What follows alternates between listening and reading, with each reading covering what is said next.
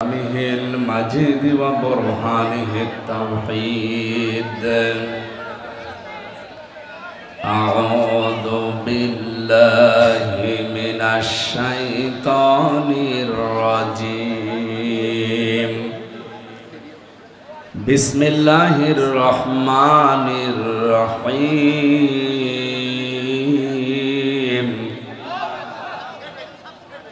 كل نفس ذائقة الموت وإنما توفون أجوركم يوم القيامة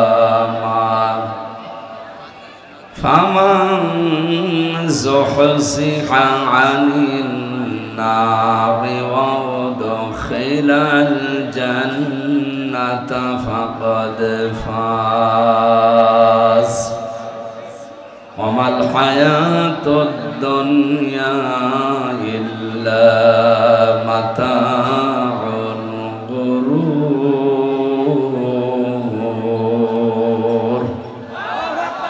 صدقت يا ربنا. عن أبي هريرة رضي الله تعالى عنه قال قال النبي صلى الله عليه وسلم الصوم لي وأنا أجزي به. وقال في رواية أخرى الصوم لي وأنا أجزى به. رواه ابن ماجه. وما زادهم إلا إيمانا وتسليما. اللهم صل على محمد. এখানে কয় লোক কয়, এটা একটু উঁচু করা যায় না?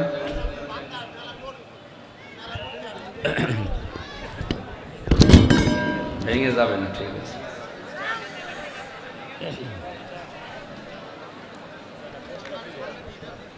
اللهم صل على محمد وآله وصحبه وبارك وسلم. আলহামদুলিল্লাহ, যশোর জেলার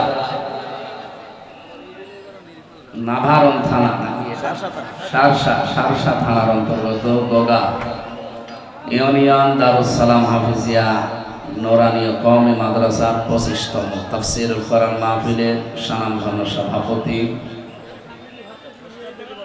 এখানে উপস্থিত আছেন যশোরের কৃতি সন্তান, ইসলামিক চিন্তাবিদ, রাজনীতিবিদ, শ্রদ্ধাভাজন ব্যক্তিত্ব জনাব মাওলানা আজিজুর রহমান। আতালাল্লাহু উমরাহু ওয়া বারাকাল্লাহু ফি হায়াতি। বলেন আমিন। এই আপনারা কথা বলবেন, আমরা বসলেন কেন? যে যেখানে আছেন ওইভাবে থাকেন। 1 ঘন্টা মতো সময় পাচ্ছে আর আমার কানে কথা আসা লাগবে না। এ মাহফিলে এতক্ষণ যারা আলোচনা রাখলেন, আপনাদের পাশের জেলা খুলনার সন্তান মাওলানা রবিউল ইসলাম, সুরের জগতে আপনাদেরকে মাতিয়ে রেখেছিলেন যশোরের সন্তান বড় ভাই কবির বিন সামাদ, সম্মানিত উদ্বোধক যিনি আলহাজ মাওলানা গোলাম মোস্তফা। এরপরে এখানে উপস্থিত আছেন বিশেষ করে এই পাশের জেলার সন্তান, ইসলামিক চিন্তাবিদ, মুফাসসিরে কোরআন মাওলানা মনোয়ার হোসাইন মমিন, মাওলানা এনামুল হাসান বিন নূর, আপনাদের যশোরের সন্তান। আমন্ত্রিত অতিথি যারা, বিশেষ করে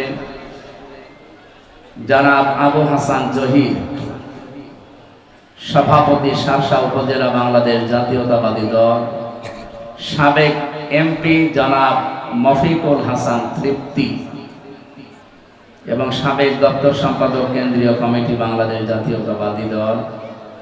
আরো অনেক মানুষের নাম দিয়েছেন আপনারা। এমনিতেই রমজান মাস, ওদিকে 11টা থেকে 12:30 পর্যন্ত এক জায়গায় কথা বললাম, এরপরে আবার এখানে যদি 1 ঘন্টা 1.5 ঘন্টা বলা লাগে, আমি তো রোজায় আছি, আমার কণ্ঠ যদি একবার পানি পিপাসা লেগে যায়, এই জন্য বেশি চিল্লাপাল্লা করা যাচ্ছে না।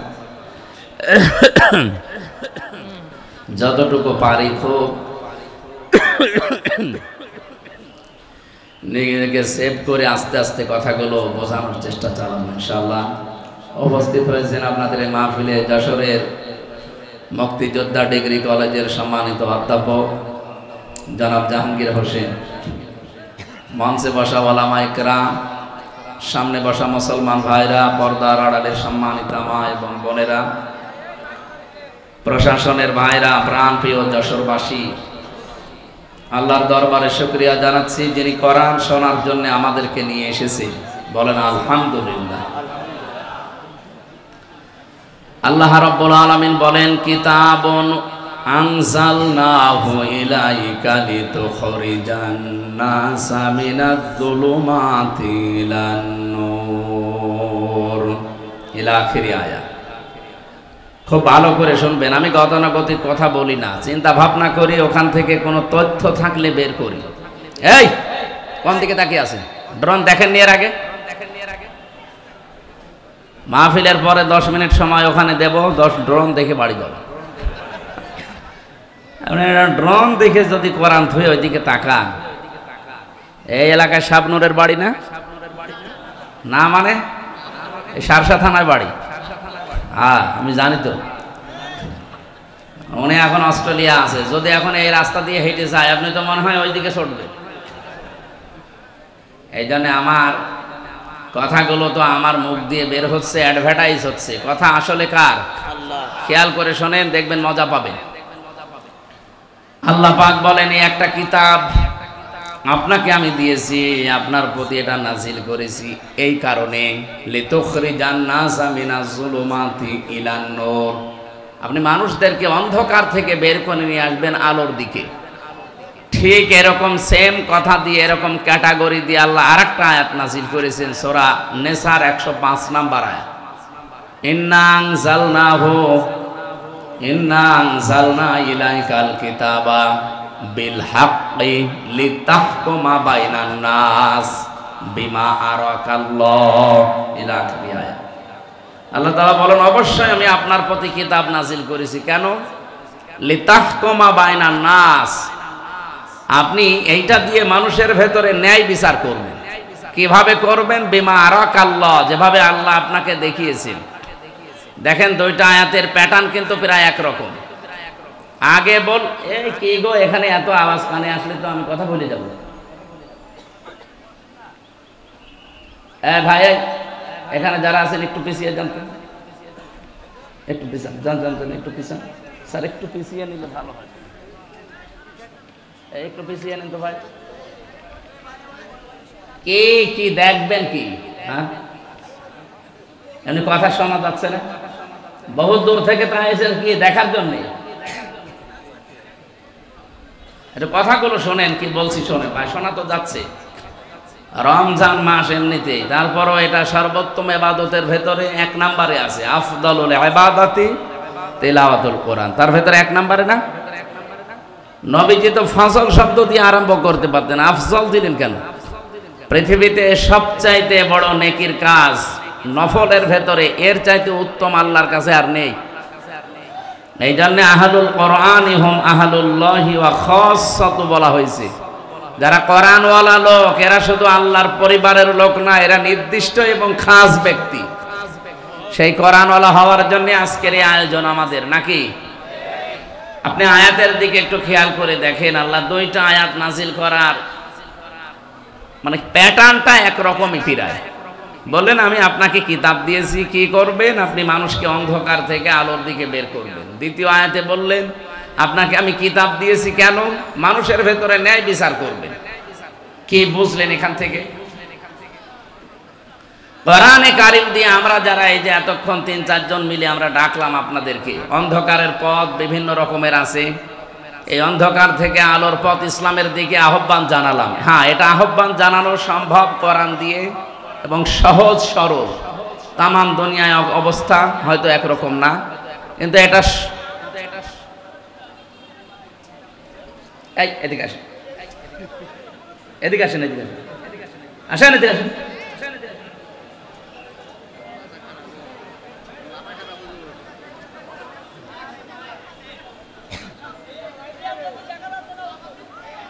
মোবাইলটা ওখান থেকে নামিয়ে দেন তো।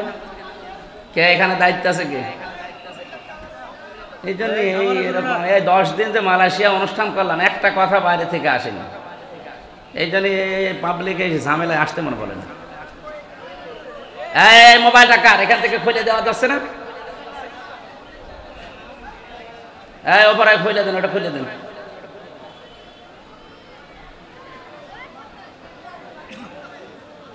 যান এখান থেকে বসেন। এই মোবাইলটা কার, এখান থেকে সরেন তো। হয় ওখানে বসেন না বাড়ি চলে যান। যান।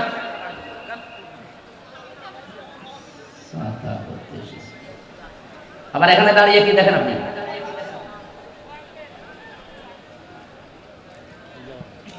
আপনাদের গুরুত্বপূর্ণ কথা থাকলে বলেন, 1 মিনিট সময় দিলাম, বলেন যা ভাল লাগে বলেন। হয়েছে, কথা হয়েছে। আমি বললে কথা বলা যাবে না, আমার তো কথা আসা লাগবে। আপনারা বললে আমি ভুলে যাব।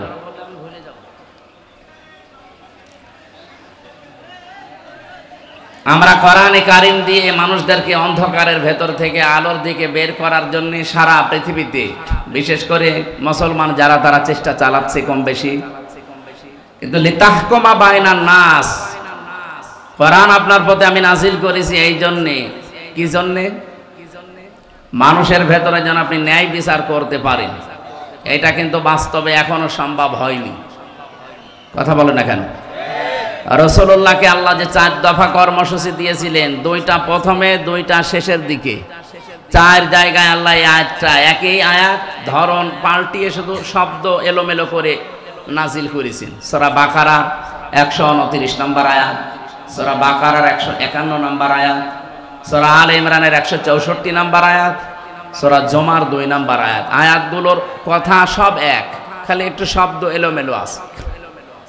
আল্লাহ রাব্বুল আলামিন বলেন, হুয়াল্লাযী বাআসা ফিল উম্মিয়িনা রাসূলাম মিনহুম ইয়াতলু আলাইহিম আয়াতিহি ওয়া ইউযাক্কিহিম ওয়া ইউআল্লিমুহুমুল কিতাবা ওয়াল হিকমা ইলা আখিরি আয়াত। তিনি সে আল্লাহ যিনি তোমাদের কাছে উম্মীদের মধ্যে, নিরক্ষর মানুষদের মধ্যে একজন রাসূল পাঠিয়েছেন। কি করতেন তিনি? ইয়াতলু আলাইহিম আয়াতিহি, তোমাদের কাছে তিনি আল্লাহর আয়াতগুলো তেলাওয়াত করে শোনাতেন। আয়ুযাক্কিহিম, তিনি তোমাদেরকে পবিত্র করতেন। আয়ুআল্লিমুহুমুল কিতাব, তিনি তোমাদেরকে কিতাবের শিক্ষা দিতেন। আল হিকমা, তিনি তোমাদেরকে হিকমত শেখাতেন। কথাগুলোর দিকে খেয়াল করে দেখবেন, যারা আলেম আছেন তাদেরকে বলছি। প্রথম নবীজিকে বললেন ইয়াতলু আলাইহিম আয়াতিহি, আল্লাহর আয়াত বলতে কি বলেন তো? কোরআন। আরো জোরে বলেন। আল্লিমুহুমুল কিতাব, কিতাব বলতে কি? একই কথা 2 জায়গায় দিলেন কেন? তাফসীর মাহফিলে আলেমরা আসবে এই কারণে, আর যারা সাধারণ মানুষ তারা আসবে এই কারণে, এটা যেন শুনে আপনারা সব পেয়ে বাড়ি চলে যান। আর ওনাদের জন্য এইটা না, ওনাদের জন্য চিন্তা ভাবনার খোরাকি আছে এখানে। আফালা ইয়াতাদাব্বারুনাল কোরআন, কি হয়েছে তোমাদের? কোরআন নিয়ে কেন চিন্তা ভাবনা করো না? আমরা আয়াতুল্লাহ বলতে আল্লাহর কিতাব বুঝি, কিতাবুল্লাহ বলতেও আল্লাহর কিতাব বুঝি। রাসূল আসবে, উনি আল্লাহর আয়াত তেলাওয়াত করে শোনাবে, তিনি পবিত্র করবে আমাদেরকে, এরপরে আবার বলেন তোমাদেরকে কিতাবের শিক্ষা দেবে। কি এটা? কি প্রথমে যে 2টা কাজ তিনি ইয়াতলু আলাইহিম আয়াতিহি, আল্লাহর আয়াত তেলাওয়াত করে মুহাম্মদুর রাসূলুল্লাহ শুনিয়েছিলেন। আয়ুযাক্কিহিম, এটা দিয়ে তিনি পবিত্রও করেছিলেন, হয়তো ব্যক্তি, পরিবার, এ পর্যন্তই। এরপরে আরো 2টা শব্দ আছে, আল্লিমুহুমুল কিতাবা ওয়াল হিকমা। এই 2টা করতে গেলে অবশ্যই আপনাকে কিতাবের শিক্ষা হিকমতের সাথে এটা বাস্তবায়ন করা লাগবে। ওই জামানায় আরবদেরকে নিরক্ষর বলা হয়, উম্মি বলা হতো। ওরা যতদিন পর্যন্ত কোরআনে কারীম তেলাওয়াত করেছে, নিজেদের ভেতরে সংশোধনী চালিয়েছে, এ পর্যন্ত কোনো সমস্যা দেখা দেয়নি। কিন্তু যখনই আয়াতের এই পরের 2টা শব্দ আল্লিমুহুমুল কিতাব, তিনি তাদেরকে কিতাবের শিক্ষা দিয়েছেন, মানে কিতাবের এটা বাস্তবায়ন করে দেখিয়েছেন। আল হিকমা শব্দের ব্যাখ্যা পড়লে আপনি এটা ক্লিয়ার পেয়ে যাবেন ফি জিলালিল কোরআনের ভেতরে। হিকমা শব্দটা হাকামা থেকে এসেছে। আমরা যারা বিশেষ করে কামেলে যারা পড়ে বা পড়াই তারা দেখবেন এই যে আমরা হাকিম বলে মানুষকে জানি, পৃথিবীতে হাকিম কিন্তু খুব বেশি মানুষ ছিলেন না। আমরা একজন হাকিমের নাম বেশি শুনি, তার নাম হযরতে লোকমান হাকিম। লোকমান কি ছিলেন? কি জবাব দিলেন না? আমাদের দেশেও হাকিম আছে না নেই? গাছতলায় বসে আছে, হাত দেখে বলে দেয় যে 3 বউ হবে, হাকিম। আরো বিভিন্ন রকমের হাকিম। রোজার মাস তো চাও তো খাওয়া যাচ্ছে না, আর এক ঝামেলা, কাশি উঠে পড়লে তো আর এক সমস্যা পড়ে।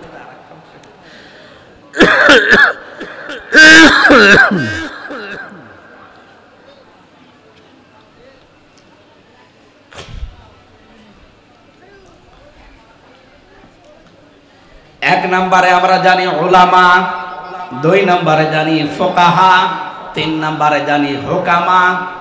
এই যে শব্দগুলোর ব্যাখ্যা আছে না, আলেম বলা হয় তাদেরকে যাদের কাছে জ্ঞান আছে, আলো আছে। আর জ্ঞানের সর্বোচ্চ উৎস কোনটা বলেন তো? আরো জোরে বলেন। এই কিতাবের জ্ঞান যাদের আছে, কিতাবের আলো যাদের কাছে আছে, তারা আরবি ভাষায় কি? আলেম। আরো জোরে বলেন। ফুকাহা, ফকি থেকে এর বহুবচন ফুকাহা। এটা কাদেরকে বলা হয়? এই পৃথিবীতে যেই মানুষগুলো কোরআনের গভীরে ঢুকে কিছু নিয়ে আসতে পারে, এদেরকে ফকি বলা হয়। 3 নম্বরে হুকামা, হাকিম। এটা কারা?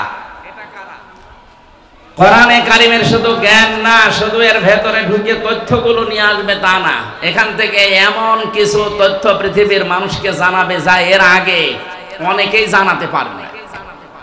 হযরত লোকমান হাকিম, ওনার মতো কালো চেহারার মানুষ পৃথিবীতে আর 2 জন ছিল বলে আমরা পেয়েছি। একজন হযরতে মাহজা রাদিয়াল্লাহু তাআলা আনহা, আর একজন হযরতে বেলাল রাদিয়াল্লাহু তাআলা আনহু।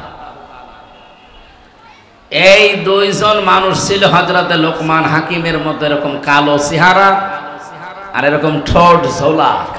এদের চেহারার যা বর্ণনা বলছি, হাড়ির তলা দেখেছেন না, তার চাইতেও কালো ছিল। এত কালো মানুষ, কিন্তু ভেতরের অবস্থা ছিল একেবারে ধবধবে সাদা ফর্সা। আমরা বাংলাদেশে কিছু ফর্সা মানুষ দেখি, উপরে ফিটফাট, মাথার চুল থেকে পায়ের স্যান্ডেল পর্যন্ত পুরাটা সাদা, কিন্তু ভেতরে পুরাটা কালো, যেমন দরবেশ। আমি নাম নিলাম না। ওনার মাথার চুল থেকে পায়ের স্যান্ডেল পর্যন্ত পুরাটা সাদা না? কোন জায়গায় কোনো কালো পেয়েছেন আপনি? পুরা সাদা, কিন্তু ভেতরে এত কালো ছিল। 36,000 কোটি টাকা আল্লাহ রাস্তায় পাঠিয়ে দিয়েছে। আমি মালয়েশিয়া যে, সিঙ্গাপুরে যে দেখি হোটেলের নিচে বসে আছে কয়েকজন। কি এখানে? হুজুর আমরা আগেই পালিয়েছি। আগে পালালেন কেন? এখানে আপনি যে সাহেব পাড়া বানিয়েছেন, ওখানে থাকবেন না? হুজুর ওখানে থেকে মায়ের খাবো। বাংলাদেশের মানুষ এখানে আছে, যদি শোনে যে সাহেব পাড়ায় আমি আছি, তালা ভেঙে পিটাবে আমাকে। এই জন্য হোটেলে চুরি করে আসি, কেউ জানে না। আপনি যেন আবার বাইরে যে বলি দিয়ে না। পাগলকে যদি বলা হয় যে শাক নাড়াবি না, ও আরো বেশি নাড়াবে না, ও আমার আরো মনে করে দিবি। এই শয়তানগুলো সব এখন বেশিরভাগ থাইল্যান্ডে, বেশিরভাগ রয়েছে সিঙ্গাপুরে, মালয়েশিয়া, পালিয়ে আছে। বাকিগুলো আমেরিকা, কানাডায় তো গিয়েছে। আর আল্লাহর বিশেষ ওলি যারা, তারা আছে প্রতিবেশী রাষ্ট্রে। আমি বলছিলাম হযরতে বেলাল, হযরতে মাহজা, লোকমান হাকিম রহমতুল্লাহ আলাইহি, এই মানুষগুলো উপরে ছিল কালো, ভেতরে ছিল পুরা ধবধবে সাদা। আমাদের অন্তর ঠিক ওই রকম করা দরকার না? আর ওটা যদি 100 ভাগ করতে চান, তাহলে ওই আল্লিমুহুমুল কিতাব, এই যে হুকামা থেকে এসেছে, যেটা আপনাকে কিতাবের শিক্ষা ব্যবস্থা জারি করা লাগবে। আর এটার দায়িত্ব হামজার না, এটার দায়িত্ব ওই 300 এমপি যারা ছিল তাদের। তারা যদি একবার বলে, মাননীয় স্পিকার আমরা কোরআনে কারিমের শিক্ষা ব্যবস্থা চাই, উনি যদি বলে হাত তোলেন, আজিজুর রহমানের মতো যদি 151 জন বলে হ্যাঁ হাত তুলেছি, ওই দিনই পাশ হয়ে যাবে। কিতাবের শিক্ষা ব্যবস্থা বাংলাদেশে জারি হয়ে যাবে। 5 বছরের ভেতরে দেখবেন দেশের চেহারা পাল্টিয়ে গেছে। মালয়েশিয়া এখন যিনি স্বরাষ্ট্রমন্ত্রীর দায়িত্বে আছেন, বাংলাদেশে যেমন ইসলামী ছাত্র শিবির আছে না, কথা বলেন না কেন?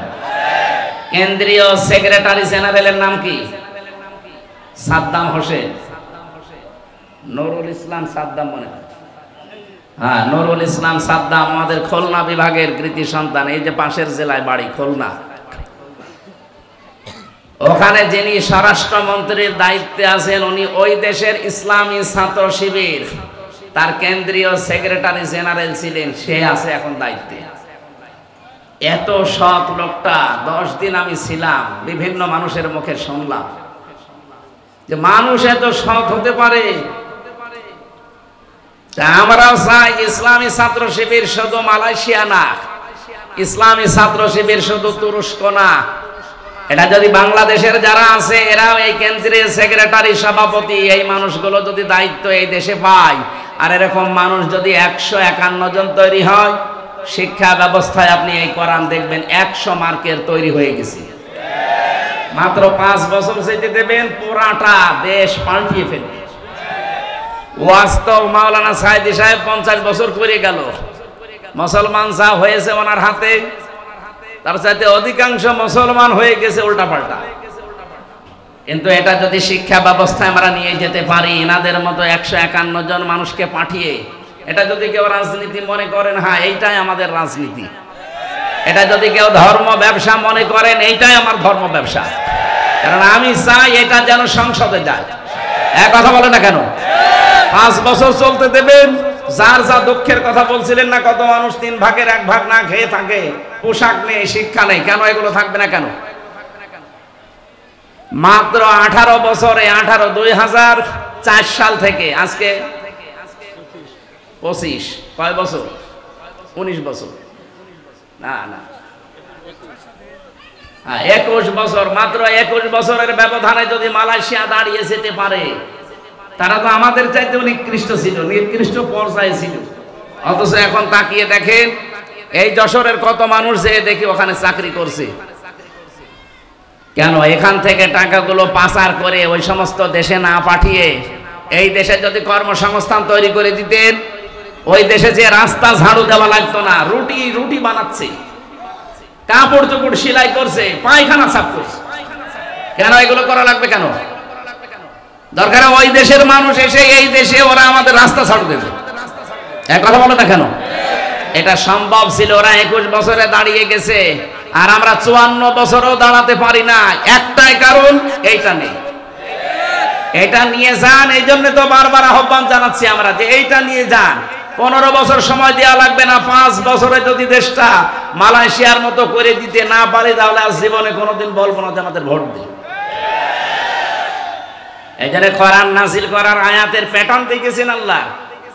2টা আয়াতই প্রথম অংশ কিন্তু এক ছিল, কিতাবুন আনজালনাহু ইলাইকা এ পর্যন্ত এক, ইন্না আনজালনা ইলাইকাল কিতাব এ পর্যন্ত এক। এরপরে আল্লাহ দিয়েছেন 2 বিষয়, লিতুখরিজান নাস মিনাজ যুলুমাতি ইলান নূর, তোমরা মানুষদেরকে অন্ধকার থেকে আলোর পথ দেখাবে। এটা আমরা দেখাচ্ছি আজ 54 বছর। কিন্তু দ্বিতীয়টা যদি আমরা মানতে পারতাম, মালয়েশিয়ার মতো, সৌদি আরবের মতো, তুরস্কের মতো, আফগানিস্তানের মতো, লিতাহকুমা বাইনান নাস, এই কোরআন দিয়ে আমি বিচার ব্যবস্থা, ন্যায় বিচার কায়েম করব, তাহলে 13 বছর এটিএম আজহারুল ইসলামকে জেলখানায় পড়িয়ে পৌঁছালেন। উনি অনেক আগেই বের হয়ে চলে আসতেন। এই কথা বলেন না কেন? ন্যায় বিচার নেই, এই জন্যই মাজলুম মানুষটা জেল খাটতেছে। বিচারপতি পালিয়েছে, মামলার বাদী পালিয়েছে, এমনকি সরকারও পালিয়েছে। যে বিচারপতি রায় দিয়েছিল সেও পালিয়েছে, তো উনি জেলে থাকবে কোন কারণে? আমরা চাই কোরআনে কারিমের লিতাহকুমা বাইনান নাস বিমা আরাকাল্লাহ, আল্লাহ যেভাবে আমাদের দেখিয়েছেন, আল্লাহর দেখানো পদ্ধতিতে বিচার ব্যবস্থা আমরা তৈরি করব। ওখানে কোনো অবিচার হবে না, সব জায়গায় প্রতিষ্ঠিত হবে তখন ন্যায় বিচার। কথা বলেন ঠিক কিনা? এটা কি দেখার আগ্রহ আছে? শুধু সামিয়ানার নিচে সব জায়গায় যেন আগ্রহ থাকে যে আমরা দেখতে চাই বিচার ব্যবস্থায় কোর্টের আপনি যশোরের আদালতে যান, কোর্টের ইট পর্যন্ত টাকা চাই, টাকা দিয়ে যান। আমি প্রথম যখন 11 সালে জেলে গিয়েছিলাম, আমার জেল থেকে বের করার সময় পুলিশ, মানে আমি প্রথমে কারাগারে আদালতে ছিলাম, এই যে থানার, বের হয়ে চলে আসছি, আমার বলছে টাকা দেন। টাকা পাবো কোথায়? না, আপনাকে যারা দেখতে এসেছিল আমরা জানি আপনাকে টাকা দিয়েছি। আরে শয়তানে তো ওই পর্যন্ত জানি।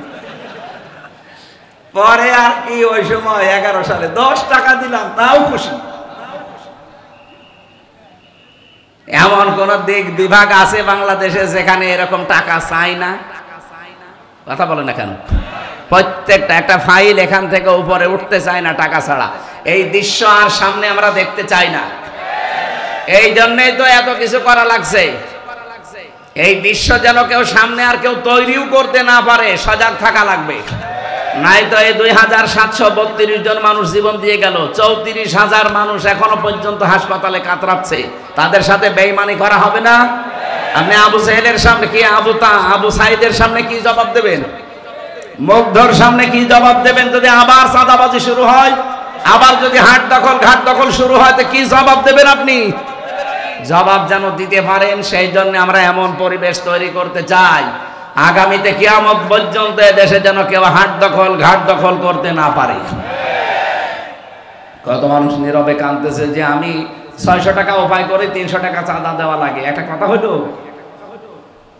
এই দৃশ্য বাংলাদেশ আর দেখতে চাই?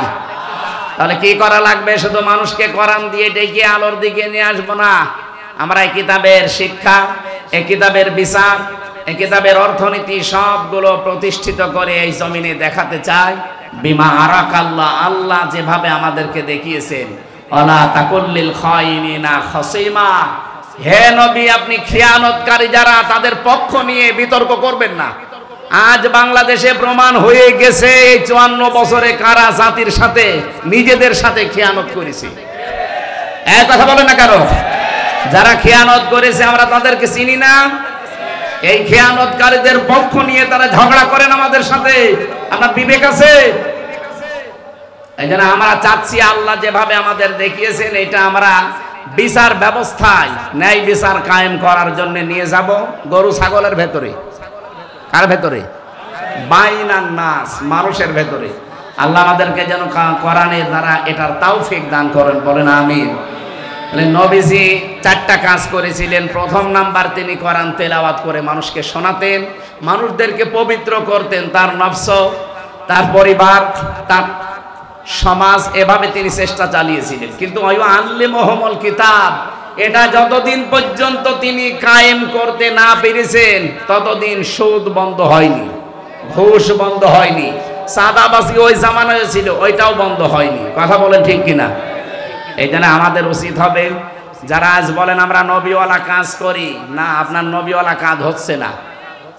এদিকে তাকান, নবী কি জন্ম থেকে নবী বলে কেউ বলতো যে আপনি নবী? কয় বছরে বলেন বলেন? 40 বছরে তখন যিনি নবী হলেন, কি পেয়ে নবী হয়েছিলেন? এই কোরআনে কারিম পাওয়ার পরে যিনি নবী হলেন, নবী হওয়ার পরে তো এই কাজগুলো আল্লাহ তাকে দিলেন। ওয়াল্লাযী বাআসা ফিল উম্মিয়িনা, তিনি সে আল্লাহ যিনি উম্মিদের ভেতরে পাঠিয়েছেন, নবী পাঠিয়েছেন, রাসূল পাঠিয়েছেন। ইয়াতলু আলাইহিম আয়াতিহি, তার প্রথম কাজ ছিল তিনি তেলাওয়াত করে করে মানুষদেরকে শোনাতেন। আজ বাংলাদেশে কেউ যদি বলে যে আমি নবীওয়ালা কাজ করি, অবশ্যই আপনাকে আল্লাহর কোরআন তেলাওয়াত করে শোনানোর ব্যবস্থা করা লাগবে। আপনার দ্বারা হয় এটা? আপনি কোরআন পড়তে পারেন যে তেলাওয়াত করে শোনাবেন? এই মাদ্রাসা যারা প্রতিষ্ঠিত করেছিল তাদের কয়েকটা উদ্দেশ্য আছে, তার ভেতরে এইটাও মনে হয় আছে যে মানুষ এই এলাকায় যারা বসবাস করে তারা আল্লাহর কোরআন পড়বে, শিখবে, নাকি অন্য উদ্দেশ্য আছে? তিনি তাদেরকে পবিত্র করেছিলেন। কোন পর্যায়ে পৌঁছিয়েছে তাদের পবিত্রতা? আমরা যদি আজ কোরআনে কারিম দিয়ে ব্যক্তি, পরিবার, সমাজ, রাষ্ট্রকে, এই যে জাকিরুন থেকে শব্দটা এসেছে, খলিফাতুল মুসলিমিন হযরত ওমর রাদিয়াল্লাহু তাআলা আনহু তিনি রাতের বেলায় বসে হিসাব করছিলেন, লম্প ধরিয়ে যে আলো, জয়তুনের তেল সীসার উপরে দিয়ে তিনি আগুন লাগিয়ে হিসাব করছিলেন। হঠাৎ করে ওই দেশের প্রধান বিচারপতি হযরতে আলী রাদিয়াল্লাহু তাআলা আনহু এশার নামাজ পড়ে তিনি আসলেন। ডাক দিলেন, হযরত ওমর, প্রধান বিচারপতি আলী, কিসের জন্য এসেছেন? রাষ্ট্রের কোনো কথা আমাকে বলার জন্য, না ব্যক্তিগত পারিবারিক কোনো কথা বলার জন্য? হযরতে আলী ওই সময় প্রধান বিচারপতি, তিনি বললেন, না, আমার পারিবারিক জীবনে একটা সমস্যা হয়েছে, ওইটা আপনার সাথে শেয়ার করার জন্য এসেছি, পরামর্শ নেব। হযরত ওমর সঙ্গে সঙ্গে তিনি বাতিটা লিভিয়ে দিলেন। হযরতে আলীর কিন্তু মন খারাপ হয়ে গেছে, কি আমি একটা দেশের প্রধান বিচারপতি এসেছি রাষ্ট্রপ্রধানের কাছে, উনি আমারে দেখে আরো আলোক সজ্জা করবে কি, আরো আলো লিভিয়ে দিলেন। হযরত ওমর তার মনোভাব বুঝতে পেরে ডাক দিয়ে বলেন, প্রধান বিচারপতি আলী, আপনাকে আমি কিন্তু প্রথমেই জিজ্ঞাসা করেছি যে আপনি কেন আসলেন, রাষ্ট্রের কোনো কাজ নিয়ে নাকি পারিবারিক কোনো কাজ নিয়ে? আপনি যেই বলেছেন যে রাষ্ট্রের কোনো কাজ না, পরিবারের কোনো সমস্যা, আমি কিন্তু হিসাব করছিলাম রাষ্ট্রের জনগণের টাকায় কেনা তেল দিয়ে রাষ্ট্রের হিসাব করছিলাম। আপনি এসেছেন পারিবারিক জীবনের কোনো ফয়সালা নিতে, জনগণের টাকা দিয়ে এই হারিকেন বা লম্প অথবা মোমবাতির যে তেল পুড়বে, এটা দিয়ে আপনার পারিবারিক জীবনের কথাবার্তা না শুনবো, কিয়ামতে আমি জবাব দেব কি? হযরত আলী বলেন, কথাটা শোনার পরে তার প্রতি ভক্তি শ্রদ্ধা যা ছিল আমার আরো বেড়ে গেল। যে কি চিন্তা নিয়ে তিনি চলেন, একটা রাষ্ট্রের প্রধান, বাংলাদেশে 1628 জন মানুষ দায়িত্বে ছিল। আল্লাহর কসমে 54 বছর আমি বাদ দিলাম, শুধুমাত্র 5 বছরও যদি এই টেন্ডেন্সি নিয়ে এই 1628 জন মানুষ দায়িত্ব পালন করে দেখাতো, এ দেশটা মিনি জান্নাত হয়ে যেত। এরকম মানুষ আমরা পেয়েছি, হ্যাঁ পেয়েছি খুব কম। মাওলানা মতিউর রহমান নিজামী তার ভেতরে একজন। রাষ্ট্রের দায়িত্ব, মন্ত্রণালয়ের দায়িত্ব পালন করে 26 টাকা বেঁচেছিল, ওটা ফেরত দিয়েছে। হযরত ওমরের একেবারে অরিজিনাল উত্তরসূরি না, আলী হাসান মোহাম্মদ মুজাহিদ রহমতুল্লাহ আলাইহি, রাষ্ট্রের দায়িত্ব পালন করতে গিয়ে অণুবীক্ষণ যন্ত্র দিয়ে 4 আনাও দুর্নীতি খুঁজে পাওয়া যায়নি। এই ধাঁচের মানুষগুলো মাত্র 1628 জন যদি তৈরি হয়ে যেত, এই দেশটার জন্য 54 বছর লাগার কথা না, 54 দিনে এই দেশ জান্নাত হবে। আমরা ওই রকম বিষয় চাই না।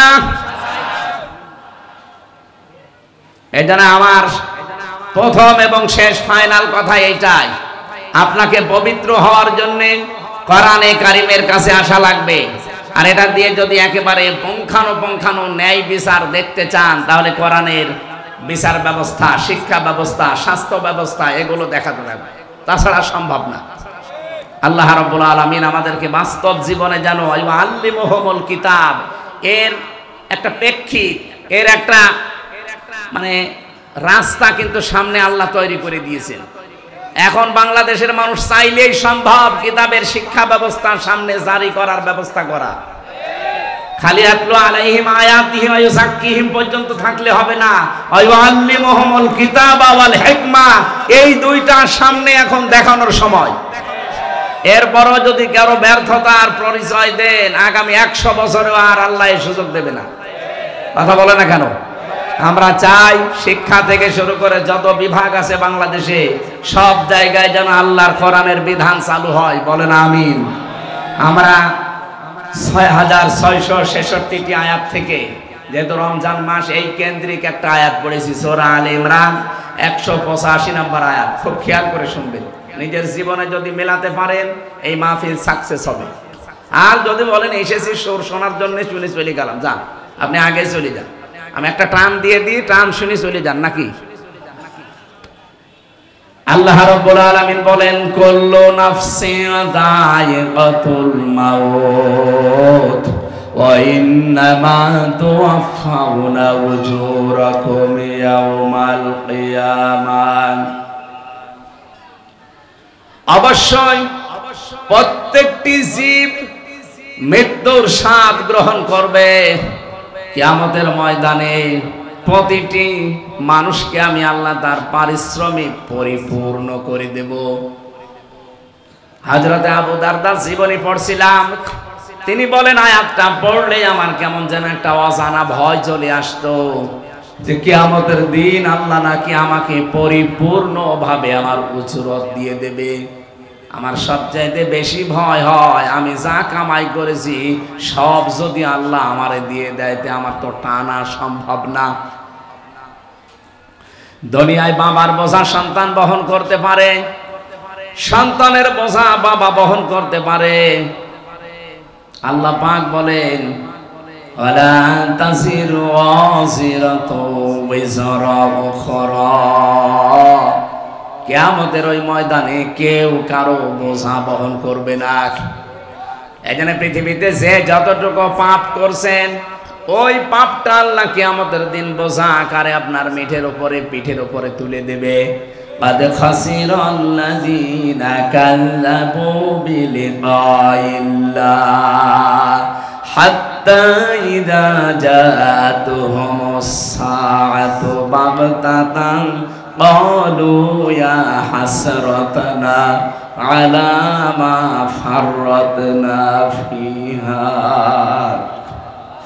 সূরা আনামের 30 নম্বর আয়াতে আছে অবশ্যই ওই মানুষগুলো ক্ষতিগ্রস্ত হয়ে গেছে, হবে না। কদ খসিরা মাজির সিগা, অবশ্যই ক্ষতিগ্রস্ত হয়ে গেছে, সর্বনাশ হয়ে গেছে ওই মানুষগুলোর জন্য। কিয়ামতের দিন আল্লাহর সাথে যে সাক্ষাৎ হবে, আল্লাহর সামনে যে জবাব দেওয়া লাগবে, উনি যে পরিপূর্ণভাবে আপনাকে পারিশ্রমিক দিয়ে দেবে, এটা যারা বিশ্বাস করে না।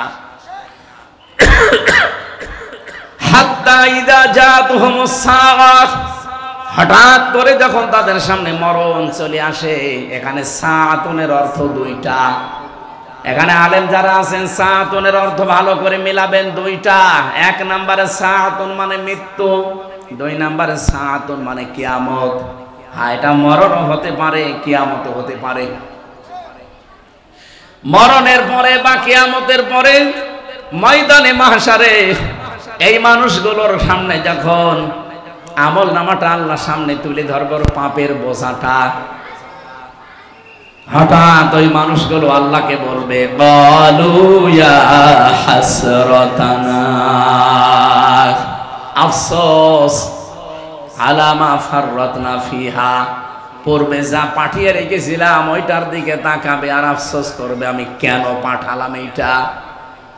এতটুকু আল্লাহ যদি শেষ করে দিতেন আমি আয়াতটাই পড়তাম না। এর পরের শব্দটা আমাদের জন্য অহুম ইয়াহমিলুনা আওসারহুম আলা দুহুরিহিম আলা সামা ইয়াজিরুন। রব্বুল আলামিন বলেন ও মানে এবং হম মানে তারা, ইয়াহমিলুন এটা হামালা, ইয়াহমিলু মানে বহন করা। এটা মজারে বর্তমান ভবিষ্যৎ প্রেজেন্ট ফিউচার। ঝাড়ের বহু বচন আউসার, জুহুর মানে পিঠ, হোম মানে তাদের। আল্লাহ বলেন কিয়ামতের ওই কঠিন ময়দানে যখন তার পিঠের ওপরে তার পাপের বোঝা সমূহ চাপিয়ে দেব। এদিকে খেয়াল করে আল্লাহ কিন্তু ঝাড় দেননি, আউসার দিয়েছেন। প্রশ্ন আসতে পারে আমি এখন 33 বছর বয়সের মালিক, কত? আমার এই 33 বছর বয়সে আমি যত অপরাধ করেছি একটা বান্ডিল বেঁধে বোঝা আকারে আমার পেটের ওপরে তুলে দিলে এটা ঝাড় হয় 1 বছর।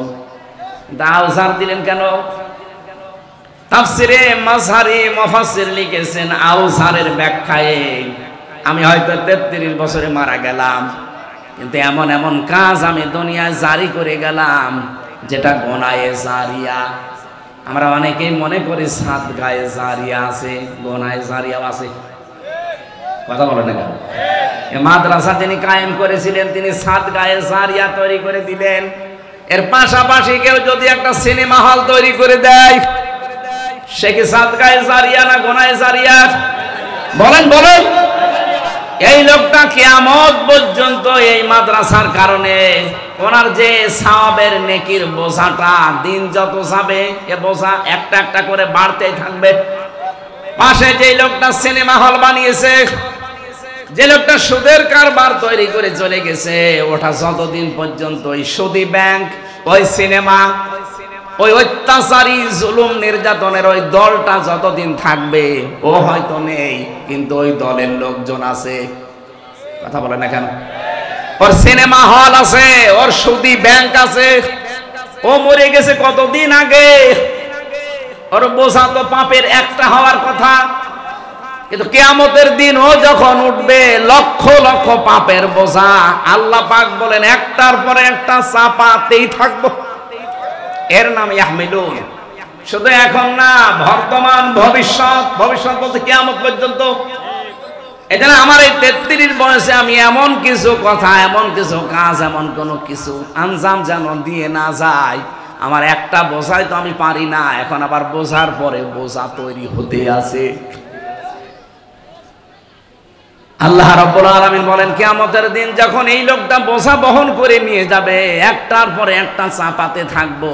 আলা সামা ইয়াজিরুন, ফেরেশতারা দেখে বলবে কত নিকৃষ্ট বোঝা এই লোকটা বহন করে নিয়ে যাচ্ছে। বলেন নাউজুবিল্লাহ। আজকে হয়তো একজনকে হত্যা করে রাস্তা দিয়ে গেলে আপনাকে মানুষ খুনি বলে তাড়া দেবে, ধর্ষণ করে গেলে ধর্ষক বলে তাড়া দেবে। এখন কি এমনকি বাংলাদেশে এখন যে পজিশন, ধর্ষণ করে যদি আপনি জেলে যান আর আপনার পক্ষে যদি কোনো উকিলও দাঁড়ায়, জনগণ সে উকিলকেও পিটিয়ে মেরে ফেলবে। এই যে আয়েশা, আয়েশা নাকি না, আসিয়া, এই মেয়েটাকে যারা ধর্ষণ করেছিল, ওই ধর্ষকদের পক্ষে যে উকিল দাঁড়িয়েছে, ওই উকিল পর্যন্ত পিটানি খেয়েছে। এই লোকটা ধর্ষক, আপনি ওর পক্ষে দাঁড়ালেন কেন? ওকালতি করার জন্য। এই জন্য উকিলও মার খায়। কিয়ামতের দিন আপনি পাপের বোঝা বহন করে যখন নিয়ে যাবেন, ধর্ষককে দেখলে মানুষ ধর ধর, ধর্ষক যাচ্ছে যেমন তাড়া দেয়, খুনিকে দেখলে খুনি যাচ্ছে ধর তাড়া দেয়, চোর দেখলে চোর যাচ্ছে ধর তাড়া দেয়, ছিনতাইকারী দেখলে বলে ছিনতাইকারী যাচ্ছে ধর তাড়া দেয়। কিয়ামতের দিন ফেরেশতারা বলবে ধর, পাপের বোঝা নিয়ে যাচ্ছে। আপনি নিজের সাথে এবার মিলান তো, আপনারে আমার 33 বছরে আমি মিলালাম।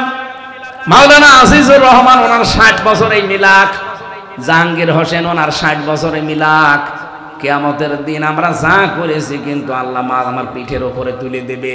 যাই করেন, পাপের বোঝা যদি আল্লাহ তুলে দেয়, ফেরেশতারা যদি বলে দেখ কত নিকৃষ্ট বোঝা হামজা বহন করে নিয়ে যাচ্ছে, ওই সময়ের যে লজ্জা আমি কার কাছে দেবো বলে? ও লজ্জা যেন না লাগে সেই সময় এখনই। এখনো সূর্য পশ্চিম দিকে ওঠে নাই, এখন আমার মরণের গড়গড়ানি শুরু হয়নি, সুতরাং পরিবর্তন হওয়ার সুযোগ নেই। বলেন বলেন, এখনই সময় পাল্টান। শয়তান তো বাধা আছে, শয়তান তো আপনাকে ধোঁকা দিতে পারবে না, কি বাধা নেই। এরপরেও যদি আপনি পরিবর্তন হতে না পারেন, আপনি মনে করবেন আপনি নিজেই একটা শয়তান। শয়তান বাধা আছে, এরপরও এত সুযোগ থাকার পরও আপনি যদি পাল্টাতে না পারেন, শয়তান বাধা আছে, আপনি পাল্টাতে পারেন না, আপনাকে ধোঁকা দেয় কে? তার মানে আপনি নিজে একটা শয়তান। কথা বলে না কেন? তাহলে আপনার থেকে তো এখন আমার মনে হয় আশ্রয় চাওয়া লাগবে। আমরা আউযু বিল্লাহি মিনাশ শাইতানির রাজিম বলি, এখন বলা লাগবে আউযু বিল্লাহি মিনাজ যশোর তো বলা যাচ্ছে না। এই জন্য আমরা এই মুহূর্তে সিদ্ধান্ত নেওয়া লাগবে, কিয়ামতের দিন আল্লাহ প্রত্যেককে তার উজুরত যা করেছে লোকটা একেবারে পঙ্খানো দেবে, কোনো কম বেশি নেই। ফামান যুহজিহা আনিন নার, খুব কঠিন শব্দ, আমি ব্যাখ্যায় পড়তে গিয়ে আমি নিজে আশ্চর্য হয়ে গেছি, এর আগে আমি এভাবে বুঝিনি।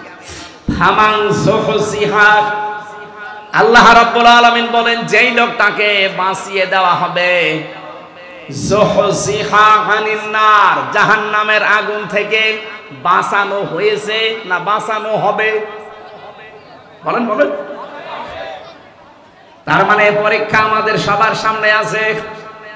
ফামান যুহজিহা আনিন নার, যে লোকটাকে জাহান্নামের আগুন থেকে বাঁচানো হবে, ওয়াউদখিলাল জান্নাতা ফাকাদ ফাজ, এবং যাকে জাহান্নামে প্রবেশ করানো হবে, না করানো হয়েছে, করানো হবে, যেই লোকটাকে জাহান্নামের আগুন থেকে বাঁচানো হবে, জান্নাতে প্রবেশ করানো হবে, ফাকাদ ফাজ, সেই লোকটা সফল।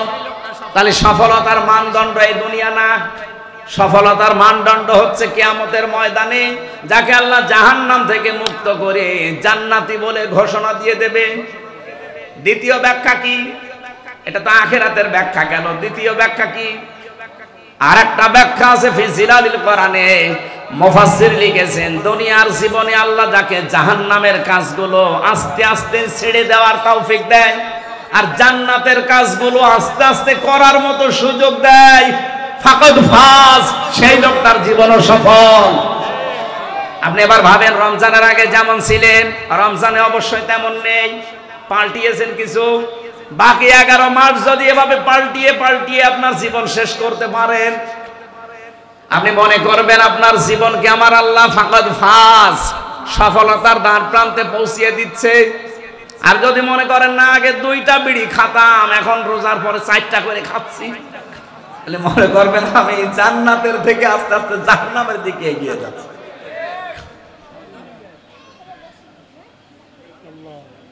এই যে জান্নাত আর জাহান্নাম 2টা শব্দ, একটা প্রথম জাহান্নামের একটা নাম আছে নার, জাহান্নামের নাম কি?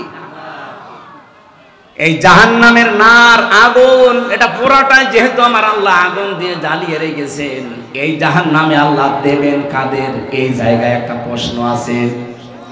রব্বুল আলামিন জানিয়েছেন ফাম ওয়া বুরসাতিল জাহিমু লিমাইয়ারা ফাআম্মা মান তাগা ওয়া আসারাল হায়াতাদ দুনিয়া ফাইন্নাল জাহিমা হিয়াল মাআওয়া। বলেন আল্লাহু আকবার। রব্বুল আলামিন বলেন জাহান্নামকে সেদিন দৃশ্যমান করা হবে, তোমাদের সামনে নিয়ে আসা হবে। পৃথিবীতে যারা সীমা লঙ্ঘন করেছে এই মানুষকে, আর দুনিয়ার জীবনকে যারা এসার করেছে, প্রাধান্য দিয়েছে, অগ্রাধিকার দিয়েছে, এই 2টা গুণ যাদের দুনিয়াতে ছিল তাদের এই জাহান্নামে দেওয়া হবে, আর জাহান্নাম হবে তাদের আশ্রয়স্থল। বলেন নাউজুবিল্লাহ। সূরা নাবার ভেতরে পেয়েছি ইন্না জাহান্নামা কানাত মিরসাদা লিত্তাগিনা মাআবা লাবিসিনা ফিহা আহকাবা। অবশ্যই জাহান্নাম একটা গোপন ফাঁদ, এটা একটা ঘাঁটি। এই ঘাঁটিতে আল্লাহ কাদেরকে দেবেন? লিত্তাগিনা মাআবা, পৃথিবীতে যারা সীমা লঙ্ঘন করেছে আর যারা অস্বীকার করেছে। নবীজি বললেন কুল্লু উম্মতি ইয়াদখুলুনাল জান্নাহ, আমার প্রতিটি উম্মত নারী হোক আর পুরুষ হোক প্রত্যেকেই জান্নাতে যাবে, ইল্লা মান আবা, শুধু যারা আবা তাদেরকে জান্নাত আল্লাহ দেবেন না। সাহাবী বললেন হে রাসূল আবা কারা? কিলা ইয়া রাসূলুল্লাহ মান হুম মান হিয়া আবা, আবা কি জিনিস? নবীজি বললেন মান আতাআনি দাখালাল জান্নাহ ওয়া মান আসানি দাখালান নার ফাকাদ আবা। হাদিসের শেষ অংশের ব্যাখ্যা হচ্ছে এটা, এই পৃথিবীতে যেই লোকটা আল্লাহর রাসূলের আনুগত্য করে চলবে, এই লোকটা নবীজির সাথে জান্নাতে থাকবে। যারা আল্লাহর রাসূলের আনুগত্য করে চলে না, তার নিয়ম নীতি দেখে চলে না, এই মানুষগুলোই আবা। আর আবা যারা, অস্বীকারী যারা, এই মানুষগুলো জাহান্নামী। বলেন নাউজুবিল্লাহ। আমাদের শিক্ষা এখান থেকে, আমরা আবার আবা হয়ে যাচ্ছে না তো। কুল্লু উম্মতি ইয়াদখুলুনাল জান্নাহ, নবীজির প্রতিটি উম্মতি জান্নাতে যাবে, শুধু আবা ছাড়া। আর জাহান্নামে যাওয়ার যে গুণগুলো শুনলাম তার ভেতরে অন্যতম একটা গুণ, তারা আবা হবে। আবা মানে অস্বীকারী। কি অস্বীকার করে? সত্যকে সত্য জানার পরেও যারা অস্বীকার করে, এই মানুষগুলো হচ্ছে নবীজির ভাষায় আবা। আর জাহান্নামের বর্ণনা দিতে গিয়ে আমার আল্লাহ এটাই জানিয়েছেন, লিত্তাগিনা মাআবা। পৃথিবীতে যেই মানুষগুলো সীমা লঙ্ঘন করেছে আল্লাহর, দুনিয়াতে যারা অস্বীকার করেছে আল্লাহর বিধানকে, লাবিসিনা ফিহা আহকাবা, চিরস্থায়ী ভাবে এই মানুষগুলো জাহান্নামের এই ঘাটির ভেতরে পৌঁছতে থাকবে। ও যশোরবাসী, যে জাহান্নামে যাওয়ার এখানে আমরা দুইটা গুণ কিন্তু পেয়েছি অলরেডি, নারী হোক আর পুরুষ হোক, আমরা তো যা দেখতে পাই অধিকাংশ আমরা এই দুই গুণের ভেতরে আছি। এক নম্বরে আমরা সীমা লঙ্ঘন করছি খুব বেশি। এই রমজানুল মোবারক অনেকের সীমা লঙ্ঘন থামেনি। প্রতিটি জিনিসের একটা বর্ডার আছে। এই যে যশোরের বেনাপোল বর্ডার না, এই বর্ডার পার হতে হলে আপনাকে অবশ্যই পাসপোর্ট এবং ভিসা থাকা লাগবে। এমনি পার হয়ে যান, বিএসএফ গুলি করে মেরে ফেলবে। আল্লাহ পাক বলেন আমার একটা বর্ডার আছে, আমার বর্ডার বাংলাদেশে প্রায় বর্ডার আছে 22টা, এই তার ভেতরে বেনাপোল একটা, আর আল্লাহর বর্ডার 23টা। কয়টা? 8টা। না না, আল্লাহর বর্ডার একটা কে বলেছে আপনাকে? আল্লাহর বর্ডার 500টা। এই কোরআনে আল্লাহ বর্ডার দিয়েছেন 500। কয়শো? রমজানুল মোবারকে আমার আল্লাহর বর্ডার কি? শুধু না খেয়ে থাকলে যদি আপনার রোজা হয়ে যেত। আমি যে হাদিস পড়েছিলাম এবার আলেমদেরকে বলছি, নবীজি কিন্তু আসিয়ামু আজিজি বিহি দেননি, দিয়েছেন কি? আসসাওমুলি ওয়া আনা আজিজি বিহি। সিয়াম আর সাওমের ভেতর পার্থক্য কি? সিয়াম হচ্ছে ধারাবাহিক, কন্টিনিউ, একটার পর একটা আসবে। আর সাওম কিন্তু শুধুমাত্র ধারাবাহিক ভাবে আসবে না, এটা পালন করে আপনাকে হক আদায় করে ওই মানে যেতে হবে। এই জন্য অন্যান্য নবীর উম্মতদের উপরে সিয়াম ফরজ ছিল। কি ছিল? আমার এই কথাটা সবাই হয়তো বুঝবেন না, এখানে বোঝার মতো কিছু মানুষ আছে, তাদের জন্য এটা আলাদা বলছি। সিয়াম আর সাওম এক জিনিস না। পৃথিবীতে যত নবীর উম্মত ছিল তাদের উপরে সাওম ফরজ ছিল না সিয়াম? বলেন বলেন। কুতিবা আলাইকুমুস সিয়াম, তোমাদের উপরে রোজা ফরজ করে দিলাম, লিখে দিলাম। কামা কুতিবা আলাল্লাযিনা মিন ক্বাবলিকুম, তোমাদের পূর্বে যারা ছিল তাদের উপরে এই সিয়াম কি ছিল? বলেন বলেন। এটা যেহেতু কন্টিনিউ আসে, ধারাবাহিক, একটার পর একটা চলে আসতে থাকে, আপনি দেখবেন অন্যান্য নবীর উম্মতদের সিয়ামের সাথে আমাদের সিয়ামের মিল নেই। কি? ইহুদিরা মুসা নবীর উম্মত বলে যারা দাবি করে, ওরা এই পৃথিবীর এখন সবচেয়ে বড় নিকৃষ্ট জাতি। ওরা মানুষকে ধোঁকা দিয়ে বোকা বানিয়ে দুনিয়া থেকে বিদায় করে দিচ্ছে। ফিলিস্তিনে যুদ্ধবিরতির নাম দিয়ে মুসলমান শিশুদেরকে, নারীদেরকে ঘরের ভেতরে ঢুকিয়ে বোম বাস্টিং করে দুনিয়া থেকে বিদায় করে দিচ্ছে। এদের মতো ধোঁকাবাজ, এদের মতো অপকর্মকারী পৃথিবীতে আর নেই। এ পৃথিবীর যত বড় বড় অপকর্ম সব মূল হোতা ইহুদিরা। আপনি দেখেন, সে ওদের জন্মে থেকে শুরু হয়েছে। এই যে বিড়ি, যদিও যশোরে বড়ি কথা বলা ঠিক না, সব তো এখানেই হয়। এ পাশে হয় না নাভারণে, নাভারণ না বেনাপোলে হয় জানো?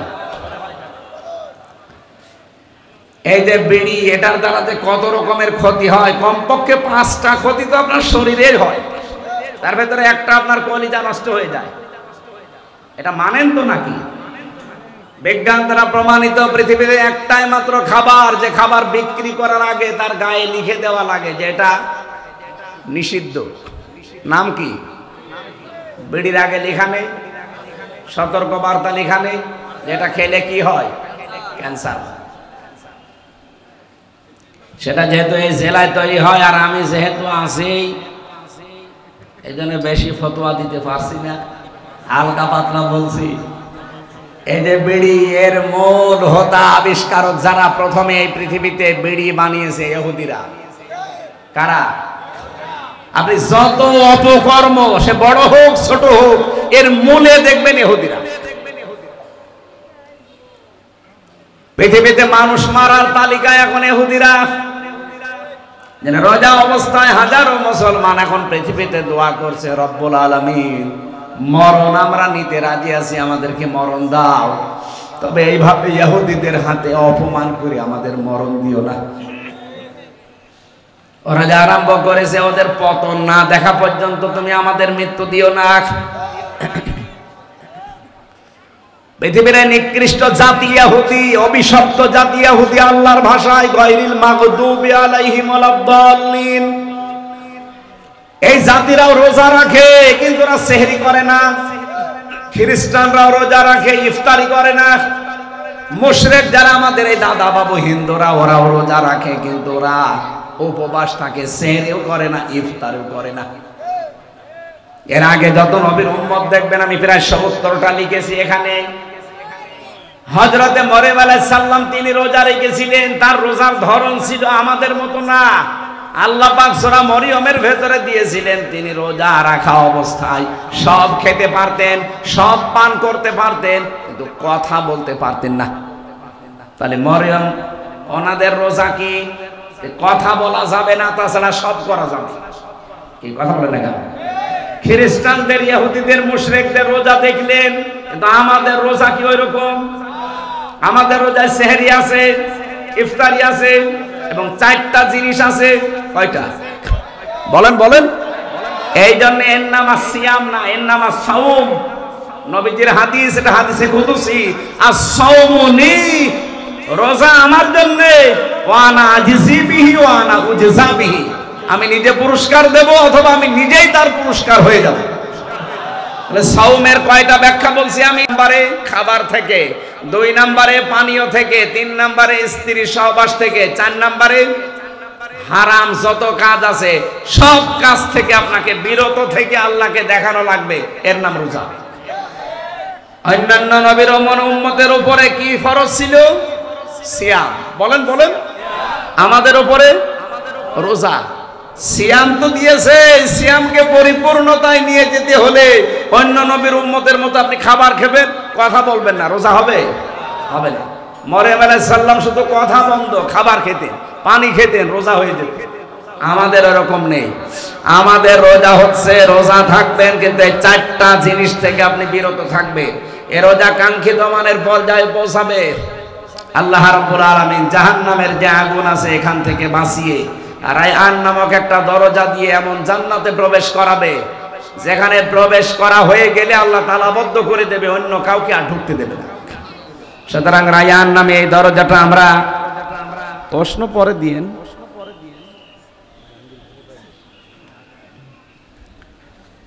এতক্ষণে না কি করে কি, এতক্ষণও যদি না করে থাকে, আর আমি পারি না তো এটা। আয়াতকে এখন শেষ করবো না, এ পর্যন্ত থাকবে? হ্যাঁ, শেষ করে দেব। বলতে তো আমিও চাই আমার হায়াতুদ দুনিয়া ইল্লা মাতাউল গুরুর আছে। আমিও বলতে যাচ্ছে যে চিঠি দিচ্ছে বারবার, কি করব?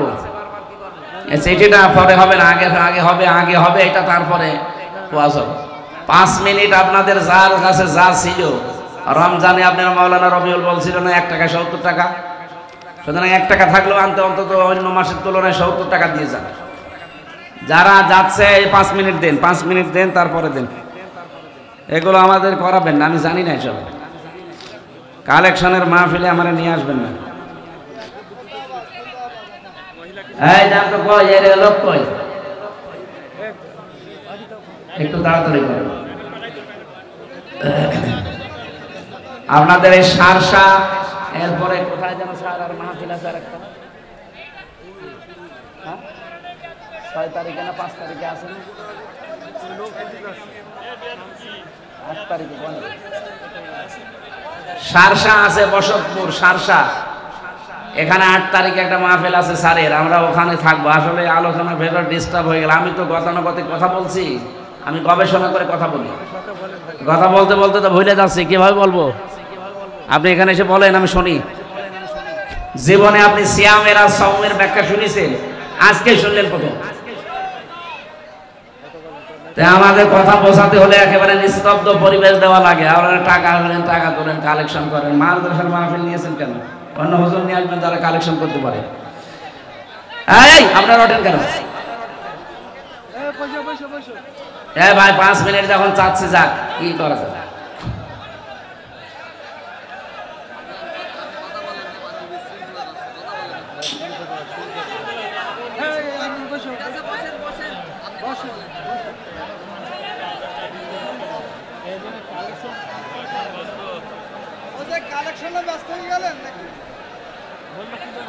এই মাদ্রাসার জন্য দাদা আমি জীবনও এটা তো বলতাম না, আমি এটা পারিও না।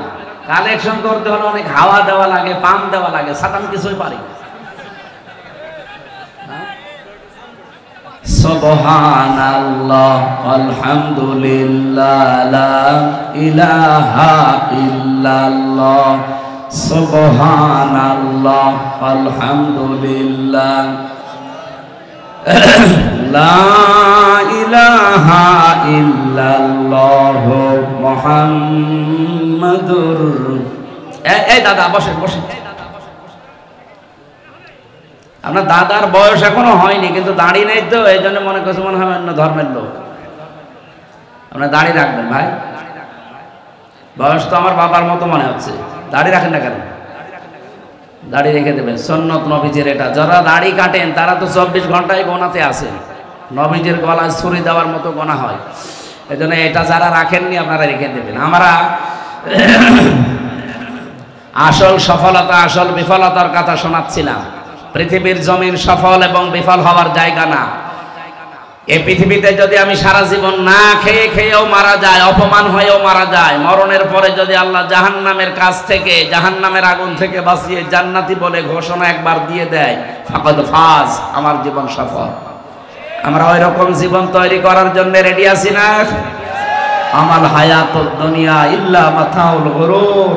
আল্লাহ খুব আফসোস নিয়ে জানিয়েছেন, পৃথিবীর জমিনটা প্রতারণা, খেল তামাশা, ধোঁকাবাজি ছাড়া কিচ্ছু না। আপনার মা বাবা ওইটাও ধোঁকা। মনে আসতে পারে হ্যাঁ হুজুর মা বাবার কথা বললেন, তাদের দিকে চাকালে সওয়াব হয়, হজের সওয়াব হয়, কিন্তু তারাও ধোঁকা। যেহেতু মাতাউল গুরুর বহু বচন দিয়েছেন আল্লাহ, পৃথিবীর কোনো কিছু ধোঁকা বাদ দিয়ে নেই। আপনি মা বাবার যে হক আছে ওইটা আদায় করবেন না, মা বাবারও মন পাবেন না। কি কথা বলেন না কেন? স্ত্রী আমাকে ভালোবাসে, স্ত্রীও ধোঁকা। আমি নিজের থেকে বলছি, আমি যদি এখন হামজা আমার 33 বছর, আমার ম্যাডামের 26 বছর, এখন যদি সত্যি আপনারা বলেন যে হুজুর মরে গেছে, ও হয়তো কান্নাকাটি করবে, পাগল হয়ে যাবে 2-3 দিন। 7 দিনের ভেতরে দেখবেন স্বাভাবিক হয়ে গেছে। 4 মাস 10 দিনের ভেতরে ওর মা আর বাবা এসে আমার মা বাবাকে বলবে হামজা তো মরিয়ে গেছে, মেয়ে এখন রেখে করব কি, দেন অন্য জায়গায় বিয়ে দেব। ঠিক মানে দেবে। 7 দিন পরে দেখবেন ম্যাডাম ওর বাবারে কল দিয়ে বলবে আব্বা হামজা তো কি ছিল, ওই জামাই পেয়েছি 100 ভাগ ভালো, একেবারে পারফেক্ট জামাই, অথচ আমি কি করিনি তার জন্য। সব ভুলে যাবে মাত্র 7 দিনে। কয়দিনে? এজন্য দুনিয়ার জীবনটা পুরা ধোঁকা। হ্যাঁ আমি স্ত্রীর সাথে ভালো ব্যবহার করব, আমার স্বামীর হক আমি আদায় করব, এই জন্য এটা দিয়ে যেন আমার আখিরাত তৈরি হয়। এই কথা বলেন না কেন? আমার সন্তানের প্রতি আমার দায়িত্ব পালন করব, যেন এটা দিয়ে আমার আখিরাত তৈরি হয়। তাছাড়া পৃথিবীতে এই চোখ খোলা আছে সম্পর্ক আছে, চোখ বন্ধ হয়ে গেলে সম্পর্ক শেষ, সব সম্পর্ক কাট হয়ে যাবে। ফাইদা নুফিখা ফিস সূর ফালা আনসাবা বাইনাহুম ইয়াউমাইদি ওয়ালা ইয়াতাসালুন। নসবের বহুবচন আনসাব। আল্লাহ বলেন একটা সম্পর্ক থাকবে না, চোখ বন্ধ, সব সম্পর্ক কাট হয়ে যাবে। আপনার স্ত্রী আপনার আর পরিচয় থাকবে না, আপনার সন্তান আপনার পরিচয় নেই। এমনকি কোরআনের আয়াতের ব্যাখ্যা হচ্ছে কিয়ামতের দিন কোন কোন সন্তান তার মায়ের পা ধরে থাকবে 500 বছর। 500 বছর পরে ওর মুখের উপরে লাথি দিয়ে বলবে সন্তান পাবো কোথায়, দুনিয়ায় বিয়েই হয় না। এজন্য দুনিয়ার জীবনটা যেহেতু ধোঁকা, খেল তামাশা, রং তামাশা, এটা গুরুর। আমি সহ প্রত্যেকেই যেন এটা বোঝমান হয়। আমি এটা জেলে যেয়ে আরো বেশি বুঝেছি, কারণ আমি ওখানে আটকা জীবনে ছিলাম। বাস্তবতা আমি বুঝেছিলাম যে দুনিয়ার জীবন তো আসলেই ধোঁকা। আমি যদি এখন মরে যেতাম কি হইতো?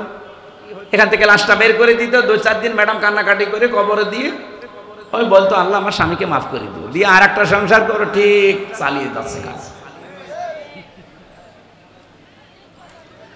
এই জায়গায় পড়ে যদি আমার বিশাল আখেরাত আমি নষ্ট করে ফেলি, আমার মতো পাগল দুনিয়ায় আছে? এই জন্য পাগলামি করা যাবে না। রমজানুল মোবারক সংযমী হওয়ার মাস, যেহেতু আমরা অনেকে সংযম অলরেডি হয়ে গেছি, আর সামনে আরো বেশি সংযম হওয়ার চেষ্টা চালাবো। আর রোজায় থেকে তো 2 ঘন্টা প্রায় 30 মিনিট, ওখানে 1 ঘন্টা 15 মিনিট, এখানে 1 ঘন্টা 15 মিনিট, এই 2 ঘন্টা 30 মিনিট আমার গলা শুকিয়ে যাচ্ছে। আগামীতে আবার আসবো যখন রমজানের পরে, আবার মাহফিল আছে রমজানের পরে, স্যারের এখানে আছে, বসতপুরে আছে, ওখানে কথা বলবো ইনশাআল্লাহ। আল্লাহুম্মা আমিন। লা ইলাহা ইল্লা আনতা সুবহানাকা ইন্নী কুনতু মিনাজ জালিমিন। আল্লাহ তাআলা রমজানুল মোবারকে আমার অসুস্থ শরীর, গলাও শুকিয়ে যাচ্ছে, এই জন্য আমি আর বেশিক্ষণ টানতে পারলাম না। যতটুকুই বলেছি আল্লাহ আমল করার সুযোগ দাও। এই আয়াতটা আমাদের জীবনে তুমি 100 ভাগ কার্যকর বানিয়ে দাও। কিয়ামতের দিন যেন এই আয়াতটা আমাদের পক্ষে সাক্ষী দিয়ে জান্নাতে পৌঁছিয়ে দেয়। ফামান যুহজিহা আনিন নার ওয়া উদখিলাল জান্নাতা ফাকাদ ফাজ। জাহান্নাম থেকে যাকে মুক্ত করে জান্নাতি বলে তুমি ঘোষণা দিয়ে জান্নাতে পৌঁছিয়ে দেবে, তার জীবন সফল। দুনিয়ায় যারা আস্তে আস্তে পাপের কাজগুলো ছেড়ে দিয়ে দিয়ে ভালো ভালো কাজে যারা এগিয়ে যেতে পারবে, তাদের জীবন সফল। আয়াতের এই 2টা ব্যাখ্যায় তুমি আমাদের জন্য কার্যকর করে দাও। সম্মানিত মা বোনেরা যারা পর্দার আড়ালে বসে আছে, এদেরকে তুমি খাদিজার মতো, আয়েশার মতো বানিয়ে দাও। কত মানুষ অসুস্থ, আল্লাহ তুমি শেফায়ে কামেলা আজেলা নসিব করে দাও। যে পরিবারে শান্তি নেই, মেয়েদেরকে তুমি শান্তি দান করো। যারা অসুস্থ, অনেকে এমন রোগ আছে মানুষের কাছে বলাও যায় না, আল্লাহ আমাদের রোগগুলো তুমি শেফা দিয়ে দাও। সন্তানাদি যাদের দিয়েছো আল্লাহ মানুষের মতো মানুষ বানাও। দুনিয়ার জীবনের সফর শেষ করলে তারা যেন দোয়া করে, রব্বির হামহুমা কামা রব্বায়ানি সাগীরা। মাহফিলের সম্মানিত সভাপতি, প্রধান অতিথি, বিশেষ অতিথি, যত মানুষ এখানে এসেছে সবাইকে তোমার কাছে দিয়ে গেলাম, ওমরের মতো বানিয়ে দাও। এই গগা এলাকায় মাটির নিচে যত মানুষ ঘুমিয়ে আছে, কোরআনের ইজ্জতে মাফ করে দাও। আল্লাহ তাআলা কখন কার কাছে আজরাইল এসে যায় জানি না, যখনই আসবে জীবনে একবার হলেও যেন বলতে পারি লা ইলাহা ইল্লাল্লাহ মুহাম্মাদুর রাসূলুল্লাহ। আসসালামু আলাইকুম।